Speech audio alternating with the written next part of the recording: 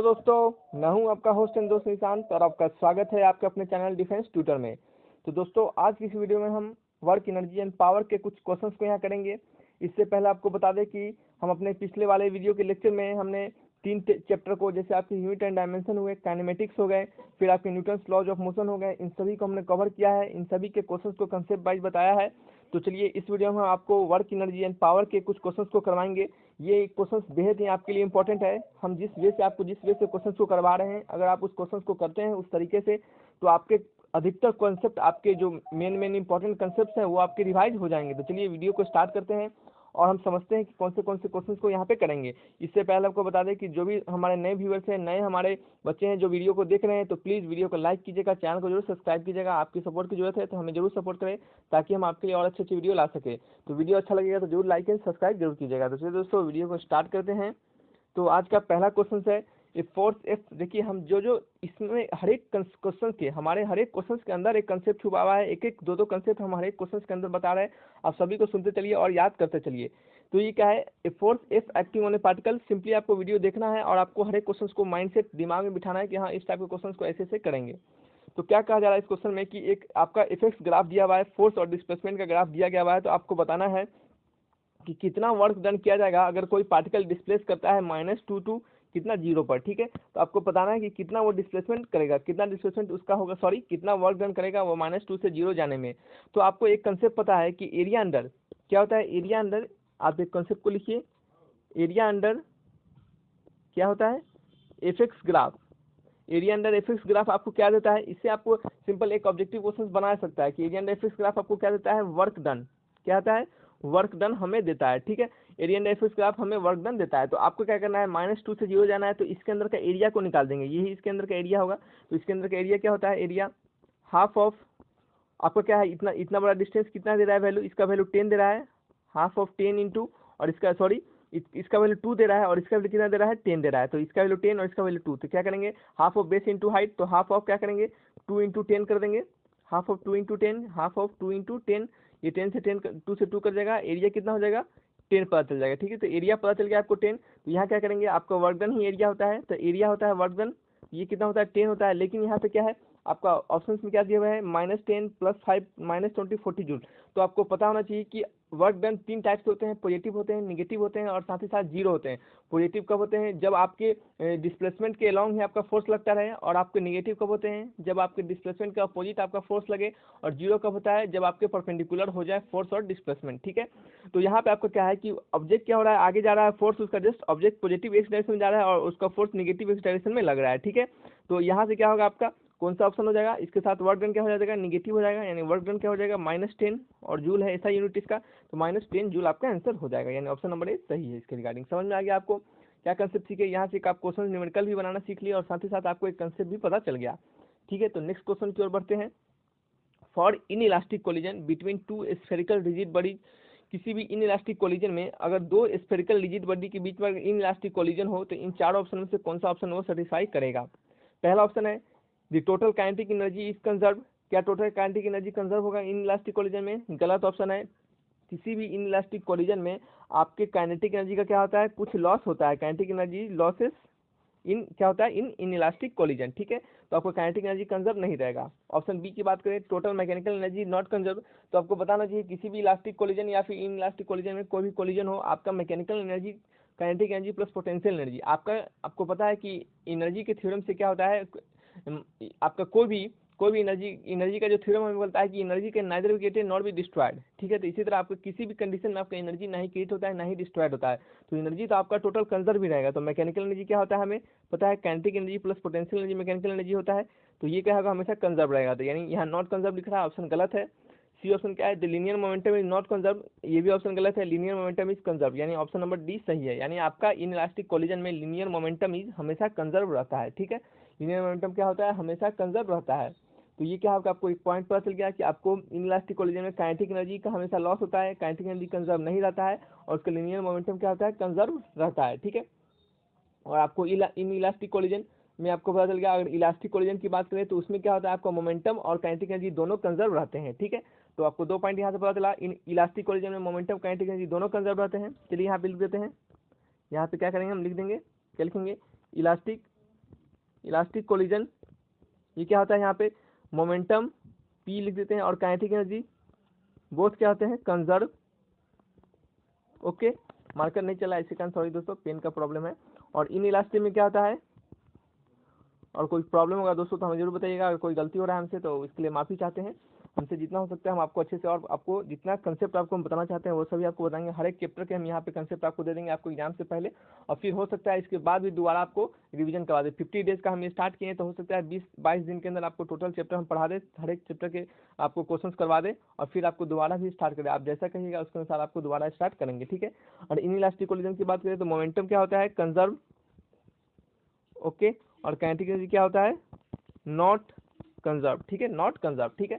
तो इस पॉइंट को आप याद कर लीजिए। नेक्स्ट क्वेश्चन की ओर बढ़ते हैं। नेक्स्ट क्वेश्चन क्या है हमारा, क्वेश्चन नंबर 3 क्या है, the momentum of body of mass 5 kg is 10 kg metre पर सेकेंड। अगर किसी भी मोमेंटम ऑफ बॉडी का मास दे रहा है 5 kg और उसका मोमेंटम कितना दे रहा है, 10 kg मीटर पर सेकेंड, ठीक है। तो आपको बताना है एक उस बॉडी पे अगर 2 न्यूटन का फोर्स एक्ट किया जा रहा है, कहाँ कब तक, 5 सेकंड तक। अगर उस बॉडी पे 2 न्यूटन का फोर्स एक्ट किया जा रहा है 5 सेकंड तक, तो उसके इंक्रीज इन काइनेटिक एनर्जी कितना होगा, यानी उसका काइनेटिक एनर्जी कितना इंक्रीज करेगा, ठीक है। तो आपको क्या बताना है, काइनेटिक एनर्जी का अगर फॉर्मूला बताएं, हम काइनेटिक एनर्जी का फॉर्मूला लगाएं तो क्या होता है, kinetic energy half of mv², ठीक है, हाफ ऑफ mv² होता है। और आपको एक और पता है कि काइनेटिक एनर्जी का रिलेशन किसके होता है, चेंज इन वर्क डन के साथ। अगर वर्क एनर्जी थ्योरम से बात करें, किससे बात करें, अगर वर्क एनर्जी थ्योरम की बात करें तो काइनेटिक एनर्जी इक्वल टू क्या होता है, चेंज इन काइनेटिक एनर्जी क्या होता है, वर्क डन के बराबर, ठीक है। और वर्क डन क्या होता है आपको, फोर्स इंटू डिस्प्लेसमेंट। तो आपको काइनेटिक एनर्जी क्या होगा, फोर्स इंटू डिस्प्लेसमेंट के बराबर हो जाएगा। तो अगर आपको फोर्स और डिस्प्लेसमेंट पता चल जाए, देखिए अगर आपको बाद का वेलोसिटी और पहले का वेलोसिटी पता चल जाए तभी तो उसको काइनेटिक एनर्जी को निकालिएगा। लेकिन अगर आपको सिंपली फोर्स एंड डिस्प्लेसमेंट पता चल जाए तो आप तो काइनेटिक एनर्जी को निकाल लीजिएगा। इसे हम क्या कहते हैं, वर्क, इसे क्या कहते हैं, वर्क एनर्जी थ्योरम, ठीक है। आप दोनों तरीके से निकाल सकते हैं, आपका पहला वेलोसिटी दिया हो, आपको बाद का वेलोसिटी भी निकाल लीजिए, वहाँ से आप क्या लीजिए, आप काइनेटिक एनर्जी निकाल लीजिए। लेकिन यहाँ पे क्या आपका, अगर हम वर्क एनर्जी थ्योरम से अगर बात करें तो change in kinetic energy equal to होता है फोर्स इंटू डिस्प्लेसमेंट, ठीक है, वर्क डन के बराबर होता है। तो आपको क्या करना है, आपको फोर्स निकालना है और डिस्प्लेसमेंट निकालना है, ठीक है। तो फोर्स तो आपको 2 न्यूटन दे रहा है, अगर आपको डिस्प्लेसमेंट पता चल जाए तो आपका काम बन जाएगा, ठीक है। अगर आपको mass into velocity equal to होता है मोमेंटम के बराबर, और मोमेंटम कितना दे रहा है, 10 kg मीटर पर सेकेंड, यानी 10 दे रहा है। और आपको मास कितना दे रहा है बताइए, मास दे रहा है 5 kg, ये 5 हो गया, इंटू वेलोसिटी इक्वल टू 10, तो v इक्वल टू कितना हो गया, 2 मीटर पर सेकेंड, ठीक है। आपको पता है s इक्वल टू क्या होता है, ut plus half of at²। आपको डिस्प्लेसमेंट निकालने का फॉर्मूला है, u क्या है आपका 2 है, t कितना है 5 सेकंड तक है, यहाँ पे दिया हुआ है 5 सेकंड तक उस पर फोर्स लग रहा है। फिर क्या लिखेंगे, plus half of a, expression क्या है आपका, एक्सप्रेशन अगर 2 न्यूटन है आपका फोर्स दिया हुआ है, अगर कितना दे रहा है, 2 न्यूटन अगर फोर्स दे रहा है तो उसका एक्सप्रेशन क्या होगा, F equal to M into A होता है। ये 2 दे रहा है, एम 5 दे रहा है, और एक इतना हो जाएगा बताइए 2/5 हो जाएगा। ये क्या होगा, एक के जगह पे क्या डालेंगे, 2/5 इंटू क्या डालेंगे, t², यानी t का वैल्यू कितना दे रहा है बताइए, 5 का दे रहा है, 5 का स्क्वायर यानी 5 का स्क्वायर। ओके, तो यहाँ से क्या बदल गया आपको, 5 × 10, ये 2 से 2 कट गया, एक 5 से एक 5 कट गया, तो ये कितना बच गया, +5 यानी 15 मीटर। ओके, समझ में आ गया होगा। आपका डिस्प्लेसमेंट कैसे निकाले हम, 15 मीटर आपका हो गया। तो आपको पता है, क्या पता है, वर्क डन किसके बराबर होता है, काइनेटिक एनर्जी किसके बराबर होता है, change in work done, sorry change in kinetic किसके बराबर होता है, वर्क डन के बराबर। तो डेल्टा ई क्या हो गया, डेल्टा काइनेटिक एनर्जी क्या हो गया, वर्क डन के बराबर। और वर्क डन क्या होता है, फोर्स इंटू डिस्प्लेसमेंट, और फोर्स का वैल्यू कितना दे रहा है, 2 दे रहा है, और डिस्प्लेसमेंट का वैल्यू 15 दे रहा है, तो कितना हो गया 30 जूल। क्या हो गया आपका, काइनेटिक एनर्जी कितना पता चल गया, 30 जूल पता चल गया, ठीक है। तो अब कौन सा ऑप्शन आपका 30 जूल दे रहा है, ऑप्शन नंबर सी में। तो आपको पता चल गया। इस वजह से क्या कर सकते हैं, ये आपका जो वर्क एनर्जी थ्योरम है ये बहुत इंपॉर्टेंट थ्योरम है, आप इससे बहुत सारे क्वेश्चन को आसानी से कर पाइएगा। इसके जस्ट बाद हम आपको सबसे लास्ट में आपको एक क्वेश्चन बताएंगे इसी वर्क एनर्जी थ्योरम पे ही, वो बहुत बढ़िया क्वेश्चन है, उसको जरूर देखिएगा, आपको अच्छे से कंसेप्ट और क्लियर हो जाएगा, ठीक है। नेक्स्ट क्वेश्चन की ओर बढ़ते हैं। ये क्वेश्चन देखने में बड़ा है लेकिन बहुत ही अच्छा क्वेश्चन है, एक सिंपल क्वेश्चन है। इसमें क्या कहा जा रहा है कि a block of mass m, किसी ब्लॉक का मास एम है, वो क्या कर रहा है, फ्रिक्शनलेस हॉरिजॉन्टल सरफेस पे एक क्या कर रहा है, कोलाइड कर रहा है। किससे कोलाइड कर रहा है, ये स्प्रिंग से कोलाइड कर रहा है। यहाँ पे एक स्प्रिंग लगा हुआ है, और इस स्प्रिंग का क्या है, स्टीफनेस कांस्टेंट या फिर क्या है, स्प्रिंग कांस्टेंट कितना दे रहा है, के दे रहा है, ठीक है। और आपको जो कोलाइड कर रहा है तो वो ब्लॉक इस स्प्रिंग पे अगर कोलाइड करेगा तो स्प्रिंग को थोड़ा कंप्रेस करेगा। इस मान लीजिए ये ब्लॉक इस पे कोलाइड कर रहा है तो ये स्प्रिंग को थोड़ा थोड़ा क्या करेगा, कंप्रेस कर देगा। तो ये कंप्रेसिंग लेंथ कितना हो जा रहा है, एल दे रहा है, ठीक है। वो एल लेंथ है उसको क्या कर रहा है, कंप्रेस कर दे रहा है। तो आपको बताना है the maximum momentum of the block after collision, यानी उस ब्लॉक का मोमेंटम क्या होगा कोलिजन के बाद, ठीक है। तो आपको पता है मोमेंटम इक्वल टू क्या होता है, एम इंटू वी। तो आपको m तो पता है, अगर आपको v पता चल जाए तो आप बाद का उसको मोमेंटम निकाल पाइएगा। तो एक और यहाँ पे क्या लगता है, यहाँ पे एनर्जी रिलेशन लगता है, क्या लगता है, एनर्जी रिलेशन लगता है, एनर्जी कंजर्वेशन, एनर्जी कंजर्वेशन, ठीक है। ये इस एनर्जी कंजर्वेशन में क्या कहा जाता है बताइए कि total kinetic energy, total energy initial, यानी एनर्जी इनिशियल इक्वल टू क्या होता है, एनर्जी फाइनल, ठीक है। तो अगर बताइए ये ब्लॉक यहाँ से यहाँ जाता है, ठीक है, तो यहाँ पे जब इस ब्लॉक को वो कंप्रेस करेगा, ये ब्लॉक जब इस स्प्रिंग को कंप्रेस करेगा तो उसके बाद उस समय कौन सा एनर्जी रहेगा, हाफ ऑफ के एक्स स्क्वायर, स्प्रिंग कांस्टेंट का एनर्जी, स्प्रिंग कांस्टेंट का एनर्जी उसके पास रहेगा ये, ठीक है। और स्प्रिंग कांस्टेंट के पास एनर्जी क्या होता है, हाफ ऑफ के एक्स स्क्वायर। ये आपको पढ़ाया गया होगा टीचर के द्वारा कि स्प्रिंग कांस्टेंट में जो एनर्जी स्टोर होता है वो क्या होता है, हाफ ऑफ के एक्स स्क्वायर के बराबर होता है। और ये हाफ ऑफ के एक्स स्क्वायर जब बाद में इसका एनर्जी जब कंप्रेस कर देगा, मान लेते हैं उसको ये ब्लॉक कंप्रेस कर देगा, फिर जैसे ही इस ब्लॉक को वो छोड़ेगा तो वो क्या हो जाएगा, हाफ ऑफ mv स्क्वायर, यानी उसके पास काइनेटिक एनर्जी आ जाएगा। वो क्या होगा, एक v वेलोसिटी से इधर की ओर भागेगा, पीछे की ओर भागेगा, ठीक है, इधर की ओर भागेगा। तो उसके पास अब क्या कौन सा एनर्जी पता चल हो जाएगा, उसके पास हाफ ऑफ mv स्क्वायर, यानी इनिशियली उसके पास पोटेंशियल एनर्जी होगा, स्प्रिंग का पोटेंशियल एनर्जी हाफ ऑफ के एक्स स्क्वायर। और जैसे ही वो कंप्रेस कर देगा एल डिस्टेंस तक, उसके बाद क्या करेगा, वो स्प्रिंग उसको छोड़ेगा पीछे की ओर, तो उसके बाद कौन सा एनर्जी हो जाएगा, आप उसका जो स्प्रिंग कांस्टेंट का एनर्जी किस में बदल जाएगा, काइनेटिक एनर्जी में बदल जाएगा, ठीक है।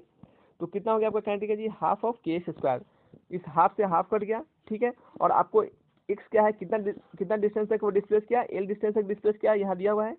तो क्या करेंगे, यहाँ पे एल का वैल्यू क्या करेंगे, डाल देंगे यहाँ पे, तो K into L square equal to क्या हो गया, एम इंटू वी स्क्वायर, ठीक है।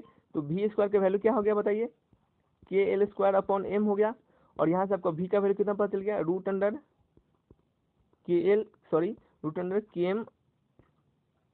के एम अपॉन एल बाहर आ गया, एल स्क्वायर से रूट अंडर चढ़ा तो एल बाहर आ गया और रूट अंडर के अपॉन एम हो गया।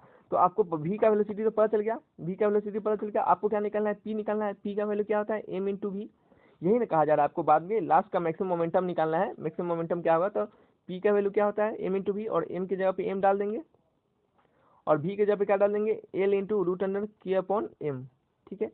ये एम से ये एम रूट टाइम्स कट जाएगा, ठीक है। और यहाँ क्या हो जाएगा आपका, एल बाहर आ जाएगा, रूट अंडर के इंटू एम आ जाएगा, ठीक है।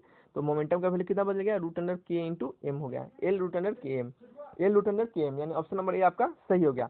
तो चलिए दोस्तों, ये क्वेश्चन 4 है, आपको क्वेश्चन 4 का ऑप्शन पता चल गया, एल रूट अंडर के एम के बराबर इसका आंसर हो जाएगा, ठीक है। नेक्स्ट क्वेश्चन क्या है आपका, नेक्स्ट क्वेश्चन है, a constant force of 5 newton is applied, एक constant force of 5 newton is applied, एक 5 न्यूटन का कांस्टेंट फोर्स अप्लाई किया जा रहा है। और ये ब्लॉक आपके क्या है, आपका कौन से कंसेप्ट पे बेस्ड है, आपका वही वर्क एनर्जी क्वेश्चन कंसेप्ट पे बेस्ड है। इसको दूसरे तरीके से भी आप कर सकते हैं, वो तरीका हम आपको बता देंगे कैसे कैसे करना है, आप वहाँ से खुद से कीजिएगा। हम आपको क्या करेंगे, वर्क एनर्जी थ्योरम पे इसको आसानी से करके दिखाएंगे। देखिए कैसे, एक कांस्टेंट फोर्स 5 न्यूटन को अप्लाई किया जा रहा है किसी मास 20 kg पर, और डिस्टेंस 2 मीटर तक क्या कर रहा है, वो डिस्प्लेस कर रहा है। तो आपको काइनेटिक एनर्जी बताना है उस ब्लॉक का, ठीक है। तो आपको बताया है कि वर्क एनर्जी थ्योरम से, वर्क एनर्जी थ्योरम क्या बोलता है, वर्क एनर्जी थ्योरम बताइए कि change in kinetic energy equal to क्या होता है, वर्क डन के बराबर होता है, ठीक है। और चेंज इन काइनेटिक एनर्जी किसके बराबर, वर्क डन के बराबर होता है। तो वर्क डन किसके बराबर होता है, फोर्स इंटू डिस्प्लेसमेंट के। और आपको क्या निकालना है, काइनेटिक एनर्जी निकालना है। अगर आपको फोर्स पता चल जाए, डिस्प्लेसमेंट पता चल जाए, तो आपका काइनेटिक एनर्जी निकल जाएगा। फोर्स कितना दे रहा है, 5 न्यूटन दे रहा है, ठीक है, मार्कर चेंज करते हैं। फोर्स 5 न्यूटन दे रहा है, डिस्टेंस कितना दे रहा है, 2 न्यूटन दे रहा है। तो ये क्या हो गया, 5 इंटू 2 कितना हो गया, 10 जूल। कितना हो गया आंसर इसका, 10 जूल आंसर हो गया। यानी आपका कौन सा ऑप्शन हो गया, ऑप्शन नंबर सी। क्या हो गया, ऑप्शन नंबर सी इसका आंसर हो गया, ठीक है। तो आप क्या देखिए, एक लाइन में इसका क्वेश्चन आंसर इसका बना दिए हम, ठीक है। लेकिन आप क्या कर सकते हैं, इसको दूसरे तरीके से भी कर सकते हैं। आपको अगर यहाँ पे फोर्स दे रहा है और यहाँ पे डिस्प्लेसमेंट दे रहा है, ठीक है, तो आप क्या कीजिए, काइनेटिक एनर्जी का एक रिलेशन होता है, क्या होता है kinetic energy formula, half of M we square, ठीक है। एम का वैल्यू क्या है, एम का वैल्यू 20 kg है, और आपको अगर वी का वैल्यू पता चल रहा है तो आप आंसर निकाल पाइएगा, ठीक है। तो आपको क्या करना है, एक्सलेशन कितना हो गया बताइए, 5/20, ये 1/4 मीटर पर सेकेंड स्क्वायर हो गया। कैसे इससे पता चल गया, F equal to m a होता है ना, तो ए का जगह क्या हो गया, एफ अपॉन एम, और एफ का वैल्यू क्या है, एफ का वैल्यू 5 है, और एम का वैल्यू क्या है, एम का वैल्यू आपका 20 है। तो आपको पता चल गया 1/4 मीटर पर सेकेंड स्क्वायर, ठीक है। और वहीं पे अगर बात करें v square equal to u square plus 2as, और इनिशियल वेलोसिटी क्या है उसके पास, इनिशियल वेलोसिटी 0 है इसके पास, खुद पहले इनिशियली कोई वेलोसिटी यहाँ पे दे नहीं रहा है, तो उसको हम क्या करेंगे, 0 लेंगे, ये 0 हो गया, ठीक है। तो v इक्वल टू क्या हो गया, √2as। तो v इक्वल टू क्या हो गया, √2 इंटू एक्सेशन का वैल्यू कितना दे रहा है बताइए, यहाँ पे 1/4 कितना है बताइए, 1/4 है, 1/4 इंटू, और आपका डिस्प्लेसमेंट कितना चल रहा है, ये 2 मीटर तक चल रहा है, तो क्या हो गया इंटू 2 हो गया। तो ये 2 ये 4 कट गया, यानी इसका वेलोसिटी कितना बच गया, वेलोसिटी 1 मीटर पर सेकंड पता चल गया। और आपको क्या पता है काइनेटिक एनर्जी का यहाँ से रिलेशन क्या दिया हुआ है, काइनेटिक एनर्जी का relation half of M we square के equal to half of M we square. और तो हाफ ऑफ एम का वैल्यू कितना दे रहा है 20 दे रहा है, वी का वैल्यू कितना दे रहा है 1 का स्क्वायर। तो ये 2 से कट गया 10 टाइम्स, ये कितना हो गया 10 जूल हो गया। ठीक है, तो देखिए इतना बड़ा लंबा चौड़ा आपको स्टेप अपनाना पड़ रहा है इस काइनेटिक एनर्जी को निकालने के लिए। अगर आप वहीं पे अगर वर्क एनर्जी थ्योरम को आप लगा रहे हैं तो एक लाइन आपका आंसर आ रहा है। ठीक है, तो ये आपको समझ में आ गया होगा कैसे इस क्वेश्चन को बनाते हैं, वर्क एनर्जी थ्योरम का क्या कितना बढ़िया इंपॉर्टेंस है उसका, कितना अच्छे से आप इसको क्वेश्चन में अप्लाई कर पाते हैं। तो चलिए दोस्तों वीडियो को यहीं तक रखते हैं, और वीडियो अच्छा लगा होगा तो लाइक कीजिएगा, यहाँ से कुछ अगर सीखेंगे तो चैनल को सब्सक्राइब कीजिएगा। फिर मिलेंगे अच्छी वीडियो के साथ, तब तक के लिए